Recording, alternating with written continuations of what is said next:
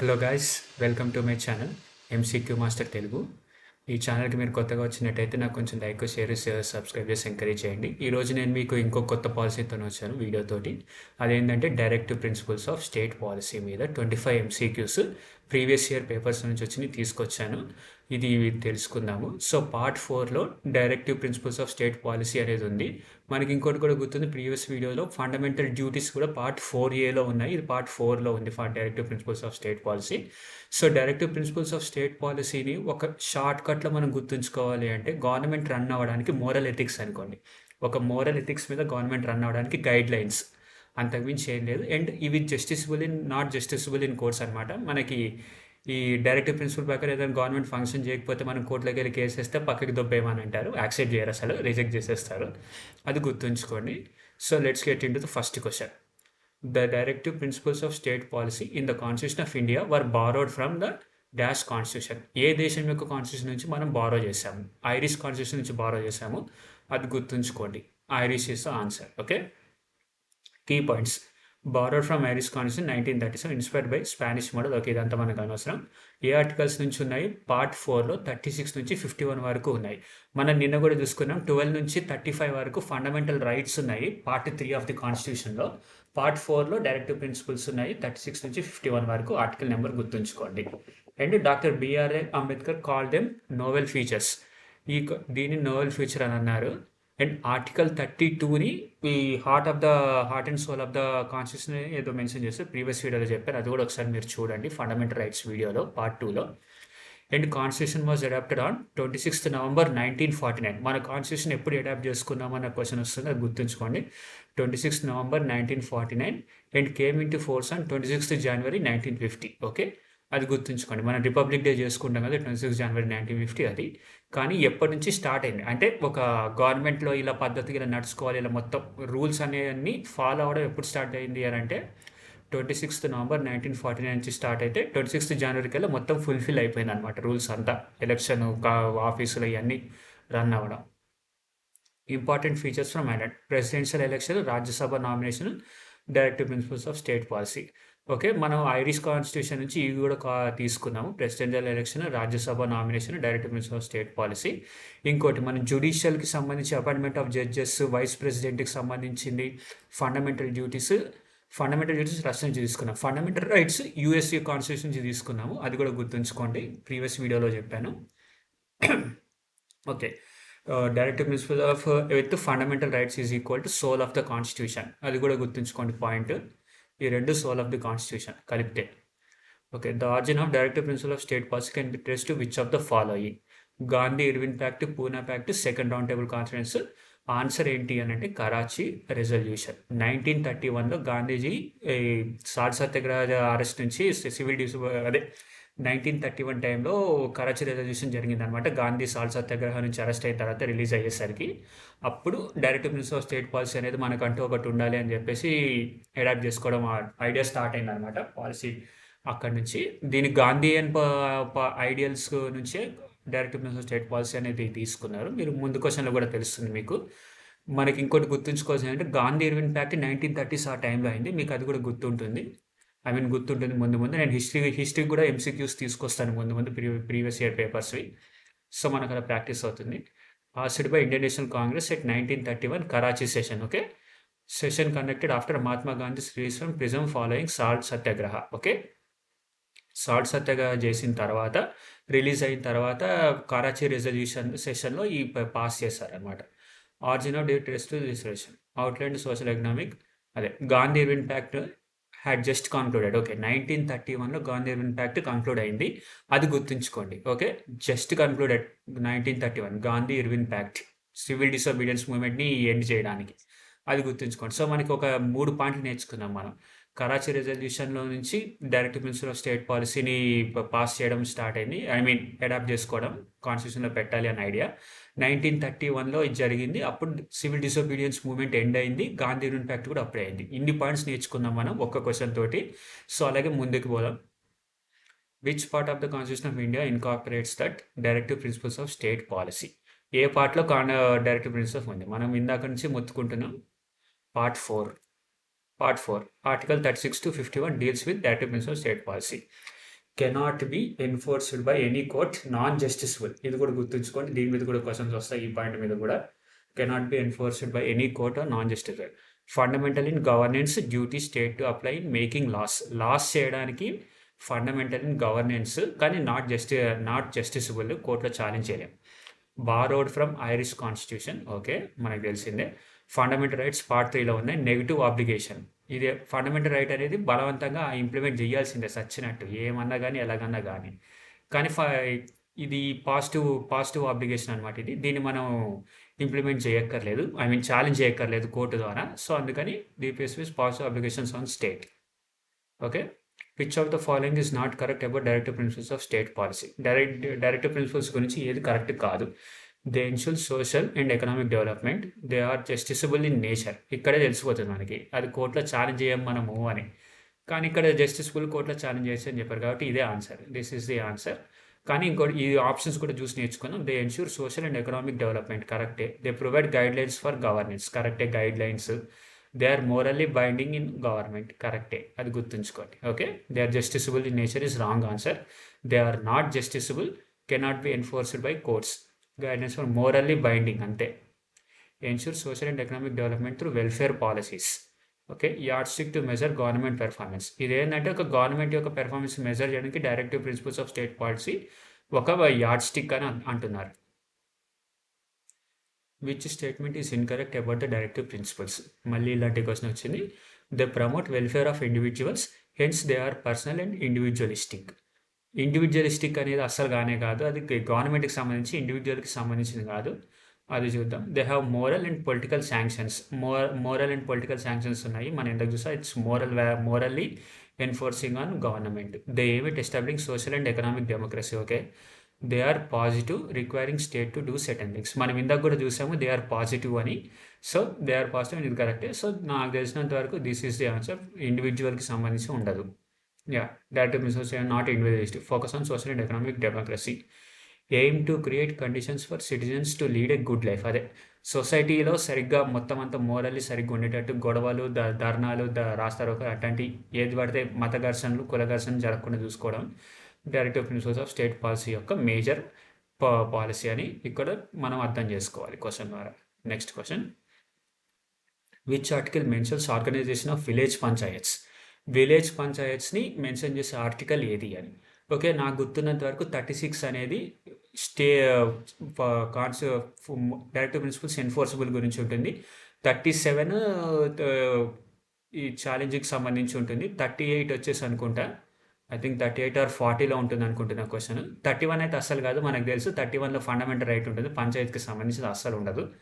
So నేనైతే 36 first beginning ఉంటుంది కాబట్టి దాంట్లో పంచాయతీ గురించి ఉండదు. 36 is the beginning one, it's not. ఈ రెండు ఆప్షన్స్ ఎలిమినేట్ చేశాను, బట్ ఈ 38 and 40. So I'm going with 38 అనుకుంటున్నా. Let's see what it is. It's 40. Okay, I guess wrong, but majorly మన ఛాన్స్ అయితే ఇలా గెస్ చేయడం వల్ల కొంచెం ఇంకా పెరిగే ఛాన్స్ ఉంది. ఇప్పుడైతే తప్పైంది. Article 40, state to organise village panchayats, gives power to function as a unit of self government. పంచాయతీ విలేజ్ లెవెల్లో సెల్ఫ్ గవర్నమెంట్ ఫంక్షన్ అవడానికి ఆర్టికల్ 40 అనేది ఉంటుంది, అది గుర్తుంచుకోండి. Village level article 40, village level article 40. దీన్ని ఒక 5 సార్లు మీరు కానీ రివైజ్ చేసుకుంటే మీకు గుర్తుండిపోతుంది.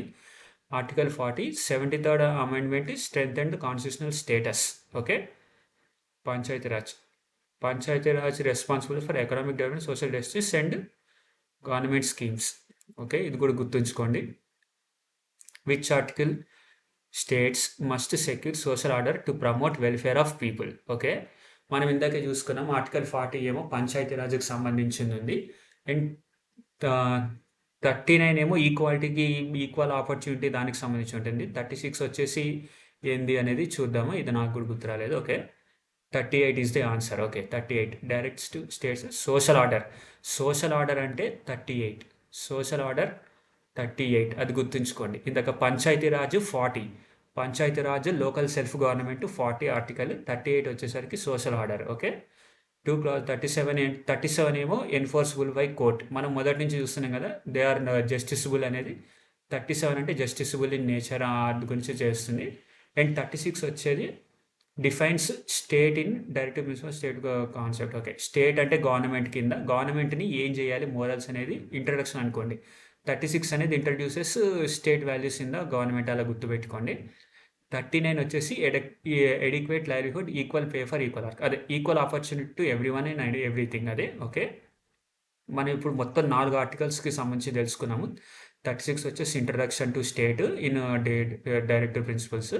37 వచ్చేసి ఎన్ఫోర్సబుల్ బై కోర్ట్, అదే జస్టిసబుల్. 38 వచ్చేసి సోషల్ ఆర్డర్, 38 వచ్చేసి సోషల్ ఆర్డర్. అండ్ 39 వచ్చేసి ఈక్వల్ పే. 40 వచ్చేసి పంచాయతీరాజ్. మనం ఈ 4 గుర్తుంచుకున్నాం, అలాగే గుర్తుంచుకోండి. 40 వచ్చేసి పంచాయతీరాజ్, ఓకే. 36 వచ్చేసి ఇంట్రడక్షన్ టు స్టేట్. 37 వచ్చేసి జస్టిసబుల్ బై నేచర్. 39 వచ్చేసి ఈక్వల్ పే, అంటే equality before payment and all, no discrimination on gender and basis, equal work equal pay. 38 is the social order, okay. అలా గుర్తుంచుకొని అలా రివైజ్ చేసుకోవాలి మనం, అలా గుర్తుంటుంది. Next, doctor B R Ambedkar described DPSP as dash of the Indian constitution, okay. Novel feature of Indian constitution అన్నారు, directive ప్రిన్సిపల్స్ని, అది గుర్తుంచుకోండి మీరు, ఓకే. పార్ట్ 4లో ఉంది, మళ్ళీ ఒకసారి చూసుకొని 36 నుంచి 51 వరకు మనకి డైరెక్టివ్ ప్రిన్సిపల్ స్టేట్ పాలసీస్ ఉన్నాయి. Guidelines for framing laws by government, fundamental in governments of the country, okay. Establish social economic democracy through welfare state, okay. ఇవన్నీ మనకు తెలిసిందే.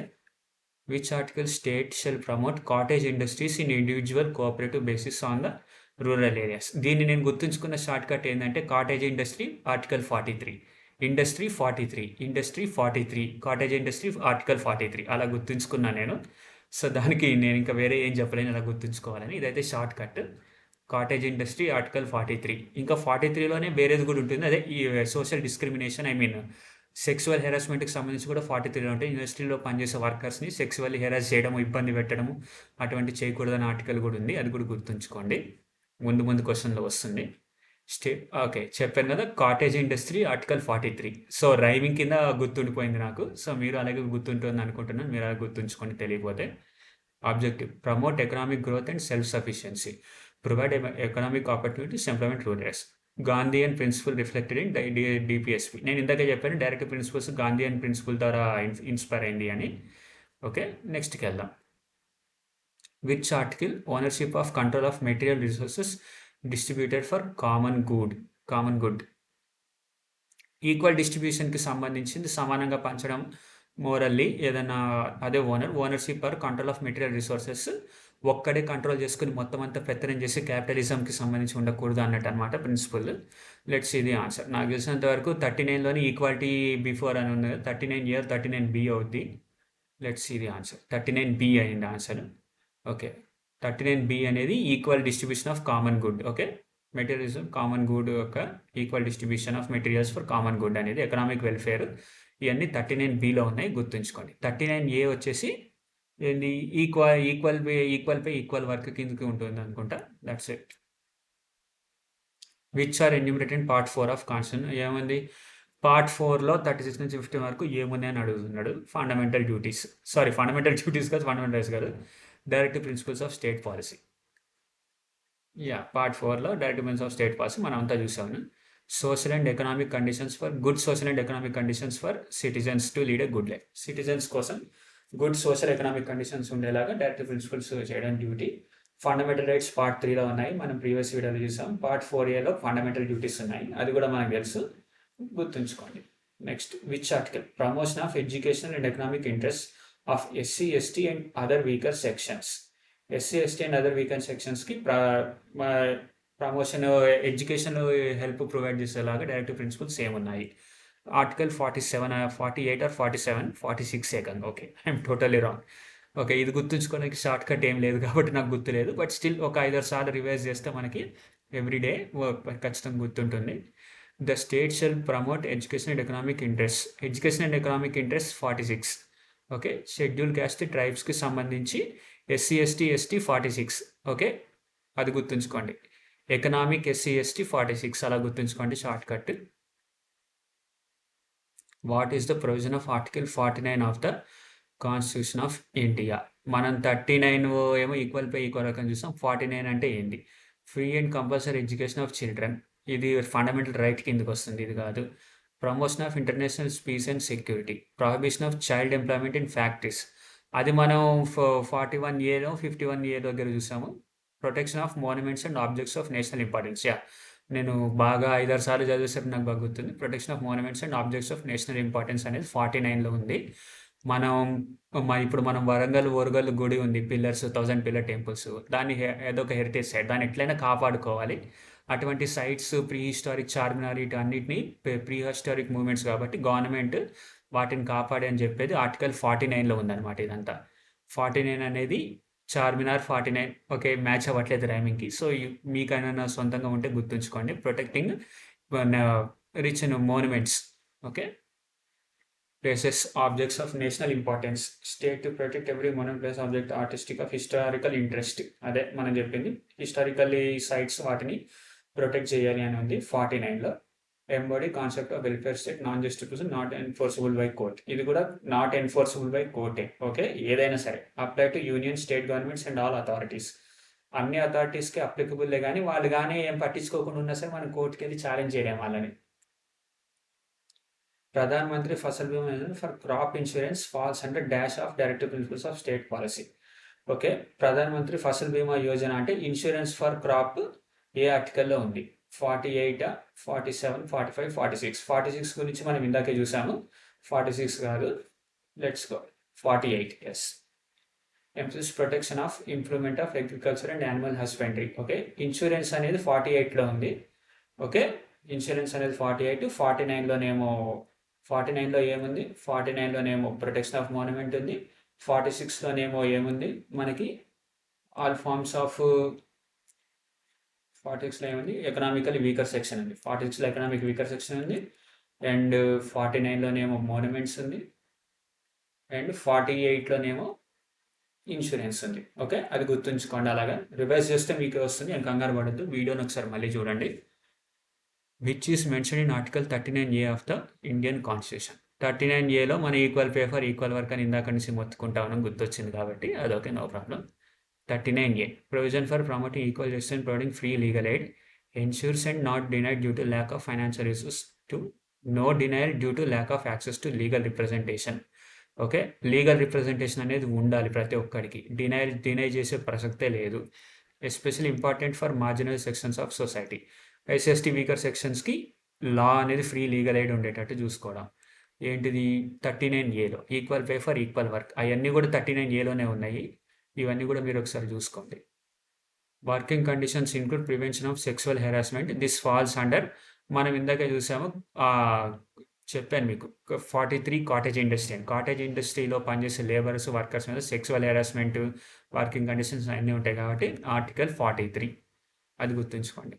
ఆర్టికల్ 43. ఎస్, నేను ఇందాకే చెప్పాను కదా ఫస్ట్ వీడియోలో, కాటేజ్ ఇండస్ట్రీ 43 అని.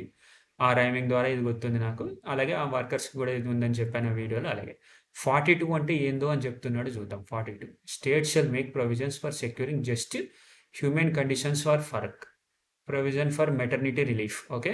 ఇప్పుడు ప్రెగ్నెంట్ లేబరర్స్కి మెటర్నిటీ లీవ్ వచ్చేటట్టు చేయడం, అదంతా కూడా ఆర్టికల్ 42లో ఉంది లేబర్స్కి సంబంధించి. ఓకే. హ్యూమన్ కండిషన్స్ అనేది వర్కింగ్ ఎన్విరాన్మెంట్ ప్రొవైడ్ చేయడం హ్యూమన్ 42లో ఉంది. కాటేజ్ ఇండస్ట్రీకి సంబంధించి లేబరర్స్ మీద సెక్సువల్ హెరాస్మెంట్ అవన్నీ చేయడం, ఈక్వల్ వర్క్ అంతా 43లో ఉంది. అది గుర్తుంచుకోండి. Which article protects monuments or place of artistic or historical interest. ఇందాకే చూసాము ఆర్టికల్ 49. ఆర్టికల్ 49 ఇందాక నుంచి అంత ముత్తుకొని చెప్పాము. సేమ్ అదే క్వశ్చన్ వచ్చింది. సో మనకి రివైజ్ అయినట్టు అయింది 49. Okay. Which is a liberal principle of directive principles of state policy. To secure right to work. ఇది అసలు ఫండమెంటల్ రైట్ కాదు, డైరెక్టివ్ ప్రిన్సిపల్ కాదు. To secure uniform civil code. Okay. Uniform civil code కింద ఉంది. To promote social welfare. ఇది social welfare అని అంటున్నాడు, social order అనట్లేదు. సోషల్ ఆర్డర్ అంటే కరెక్ట్ అవుతును, కానీ సోషల్ వెల్ఫేర్ కాబట్టి అది. To promote equal justice. ఇది కూడా ఒక liberal ప్రిన్సిపలే, but compare to this uniform civil code is more liberal principle of the state. Equal justice అనేది కంపల్సరీ ఇంప్లిమెంట్ చేయాల్సిందే, ఫండమెంటల్ రైట్ కూడా ఉంటుంది అది. కాబట్టి ఈక్వల్ జస్టిస్ అనేది మనకి ఇందులోకి రాదు. So uniform civil code is the answer, మనకు తెలిసిందే. యూనిఫామ్ సివిల్ కోడ్ అని అంటే ఏంటంటున్నారంటే, ప్రతి పర్సన్కి రిలీజన్, ఏ మతం కానీ ఏదన్నా కానీ ఏ ఆచారం ఉన్నా సరే గవర్నమెంట్ యొక్క రూల్ ఫాలో అవ్వడం అనేది బేసిక్ కాన్సెప్ట్. అది దాని మీద మొన్న చాలా గొడవ జరిగింది. ఈ కొంచెం ముస్లిమ్స్ వాళ్ళ ఆచారాలు వేరుగున్నాయి. ఈ రూల్స్ ప్రకారం నడుచుకోవాలంటే అది ఇది మ్యారేజెస్, త్రిపుల్ తలాక్ ఇవన్నీ కొంచెం డిఫరెంట్. మీ అన్నీ కొంచెం గూగుల్ చేసి తెలుసుకోండి. ఓకే. నెక్స్ట్ పోదాం. Which directive principle implemented in establishing handloom and handcrafts boards. Okay. దానికి మనం ముందే చెప్పుకొని కాటేజ్ ఇండస్ట్రీస్, కోఆపరేటివ్ బేసెస్. ఇండస్ట్రీస్కి సంబంధించి కాటేజ్ ఇండస్ట్రీస్, హ్యాండ్లూమ్, హ్యాండ్క్రాఫ్ట్స్ అవన్నీ అక్కడ జరుగుతాయి కాటేజ్ ఇండస్ట్రీస్లో. కాబట్టి answer is A. Okay. Promote cottage industries and cooperative bases implemented in handloom and handcrafts boards. మనకి ఇంక ఇదంతా కూడా చదివిన పెద్ద ఏమై ముందున్నదే. ఐరిస్ కాన్స్టిట్యూన్స్ బారో చేసాము. Employment opportunities, cottage industries, yardstick for government performance అది ఇందాక చూసాము. Sorry. Citizens lead a good life. Okay. Next. Which statement is correct about direction of state policy. ఇక్కడ ఇదంతా ఇగ్నోర్ చేయండి, ఇది typing error. Article 37 enforceable in high courts only. ఇది మనం ముందే డైరెక్టివ్ ప్రిన్సిపల్స్ అనేది ఎన్ఫోర్సబుల్ కాదు అని. సో ఇది wrong. 38 minimise inequalities in income. Okay. 38 minimise inequalities in income. Okay, ఇది కరెక్టే. 39 ఈక్వల్ పే ఫర్ ఈక్వల్. మనం ఇందాక నుంచి చదువుతూనే ఆర్టికల్ 39 గురించి క్వశ్చన్స్లో. Okay, so 39, 38 or correct. 1 అనేది wrong. So 2 and 3 is the answer. Let's see. Yeah, 2 and 3 is our answer. Statement 1 wrong. Article 37 states directives are not enforceable by any court. Statement 2 correct. Okay. Statement 3 కూడా కరెక్టే. For both men and women equal payment అది. Okay, next question. Which feature of DPSP distinguishes it from fundamental rights? Fundamental రైట్స్కి directive principle state పాలసీకి difference ఏంటి? It is non justiciable. ఇదే main. Fundamental rights అంటే justiciable. నీ rights violate అయితే నువ్వు వెళ్ళి కోర్టులని, సుప్రీం కోర్టుని కూడా కదల్చవచ్చు. ఈ ఫండమెంటల్ డైరెక్టివ్ ప్రిన్సిపల్స్ అనేది మిస్యూజ్ అయితే, నువ్వు వయలేట్ అయితే నువ్వేమి కదల్చలేవు, మూదల్చలేవు. A is the answer. Yeah, directive principle non justiciable. Guidelines for framing laws by the government. Okay. Part 4 of కాన్స్టిట్యూషన్లో 36 నుంచి 51 ఉన్నాయి. జస్ట్ మనకు రివిజ్ అవుతుంది పాయింట్స్, జస్ట్ చూసుకోండి. In context, fundamental rights are justice and enforceable by court. Courts compulsory implement చేయాల్సిందే. Fundamental rights in part 3లో ఉన్నాయి, మనకు తెలుసు. Directive principles borrowed from Irish constitution and inspired by Gandhism. Promote welfare through social, economic and political justice. Okay. Fundamental in governments duty of state to apply. Next question. Directive principles are divided into 3 broad categories, which is not a part. Liberal, socialistic, Gandhian. ఈ 3 directive principles. మనకి just common sense తోటి వచ్చేస్తుంది. ఇది previous year పేపర్లో వచ్చిన question. మనం కొంతమంది కూడా స్కిప్ చేస్తారు, అట్లాంటివి చేయమాకండి. జీకే కూడా ఒకసారి మొత్తం చూడండి. Authoritative is the answer. Authoritative అనేది కాదు. లిబరల్ అనేది కరెక్ట్, సోషలిస్ట్, గాంధీయన్. అథారిటేటివ్ అనేది మన పార్టీ కాదు. అథారిటేటివ్ అంటే ఇంకా పెత్తనం అనుకోండి. పెత్తనం చేయడానికి కుదిరే ఛాన్సే లేదు. Next question. Which of the following is not a directive principle of state policy? Separation of judiciary from the executive. Okay. Executive, judiciary సపరేట్గా ఉండాలంటుంది. Okay. Reside in any part of India, ఇది fundamental right. Uniform civil code మనం ఇందాకే మొత్తుకున్నాం, అది. Promotion of monuments, protection of monuments, protection of monument, ఇది fundamental, అదే directive ప్రిన్సిపలే. ఇది డైరెక్టివ్ ప్రిన్సిపలే, ఇది కూడా డైరెక్టివ్ ప్రిన్సిపలే. జ్యుడిషియరీను, ఎగ్జిక్యూటివ్ సపరేట్గా ఉండాలి. Reside in any part of India అనేది ఫండమెంటల్ రైట్ కిందకి వస్తుంది. Directive principle of state policy కిందకి రాదు, అది enforceable. Okay. Reside in any part of India is fundamental right under article 19. Okay. Article 19 అనేది reside in any part of India. మనం అది తెలుసుకున్నాం ఇప్పుడు ఈ క్వశ్చన్ ద్వారా. ఆర్టికల్ 19 అంటే reside in any part of India, అది గుర్తుంచుకోండి. అండ్ డైరెక్టివ్ ప్రిన్సిపల్స్ అనేది ఈ ఆర్టికల్ నుంచి 36 నుంచి 51 ఒకసారి రివైజ్ అయినట్టు ఉంటుంది. Separation of judiciary from executive అనేది directive principle. Uniform civil code directive principle. Protection of monuments అనేది డైరెక్టివ్ ప్రిన్సిపల్. ఫండమెంటల్ డ్యూటీ కూడా ఉంటుంది ప్రొటెక్షన్ ఆఫ్ మోన్యుమెంట్స్ అనేది. మనం ప్రీవియస్ నేను ఫండమెంటల్ డ్యూటీస్ వీడియోలు కూడా పెట్టుకున్నాయి, ఒక్కొక్క క్వశ్చన్ చూసుకోండి. Which is not a directive principle based on the ideals of Mahatma Gandhi to promote industrialisation urban areas. ఇక్కడ క్వశ్చన్ తెలిసిపోతుంది మనకి.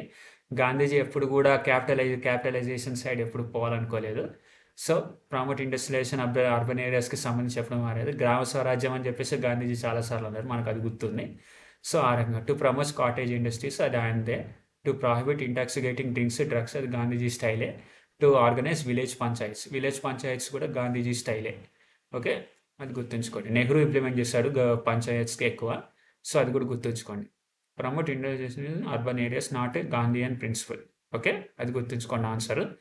ఇవన్నీ ప్రాఫిట్ అని ముందే చెప్పాం కదా. ఆర్గనైజ్ విలేజ్ పంచాయత్స్ వచ్చేసరికి ఆర్టికల్ 40లో ఉంది, గుర్తుంచుకోండి. ఆర్టికల్ 40లో విలేజ్ పంచాయత్స్ ఉన్నాయి. ఆర్టికల్ 40లో 49లో ఏముంది మనం ఇందాక చూసాం. 43 కాటేజ్ ఇండస్ట్రీ అని బాగా గుర్తుంది, అది గుర్తుంచుకోండి. సెక్సువల్ హెరాస్మెంట్ అవన్నీ కూడా 43లో వస్తాయి. 42లోనేమో మనం ఇందాక చూసాము. ఏంది 42లో ఏం చూసాము? 42లో equal good working conditions should be provided by the government అనేది, అది గుర్తొచ్చింది సడన్గా. సో ఇలా ఇలా మీకు రివైజ్ చేస్తుంటే వీడియోస్ని గుర్తుంటుంది. ఇంకా చూడండి, next last question. Which countries constitution was the inspiration behind the directive principles of the Indian constitution? Same అదే క్వశ్చన్. ఓకే, మళ్ళీ తప్పు అయిపోయింది, సారీ. ఐరిష్ కాన్స్టిట్యూషన్ నుంచి, ఐర్లాండ్ నుంచి మనం తీసుకున్నాం కాబట్టి అది ఐర్లాండే. ఇప్పటికీ 10 సార్లు చూసాము. వచ్చేసింది ఇంకా ఫైనల్గా. Socialist development 36 to 51 aimed at social economic democracy, borrowed from Irish constitution, government making policies. ఇవన్నీ సేమ్ మనకు తెలిసిందే. ఓకే, సో ఇప్పటితో మనం 25 క్వశ్చన్స్ నేర్చుకున్నాము. ఆర్టికల్స్ ఇంపార్టెంట్ వాల్యూస్ అనేది తెలుసుకుని ప్రీవియస్ ఇయర్ పేపర్స్లో. ఇంకో 25 క్వశ్చన్స్ నెక్స్ట్ వీడియోలో వద్దాము. నా వీడియో మీకు నచ్చినట్టయితే లైక్, షేర్ అండ్ సబ్స్క్రైబ్ చేసి ఎంకరేజ్ చేయండి. నేను ఇంకా ఇంగ్లీష్కి సంబంధించిన ప్రీవియస్ ఇయర్ క్వశ్చన్స్తో కూడా, ఇంపార్టెంట్ క్వశ్చన్స్తో కూడా వీడియో చేస్తున్నాను, అది వస్తుంది, అప్లోడ్ అవుతుంది. Please supporting me guys. Thank you very much.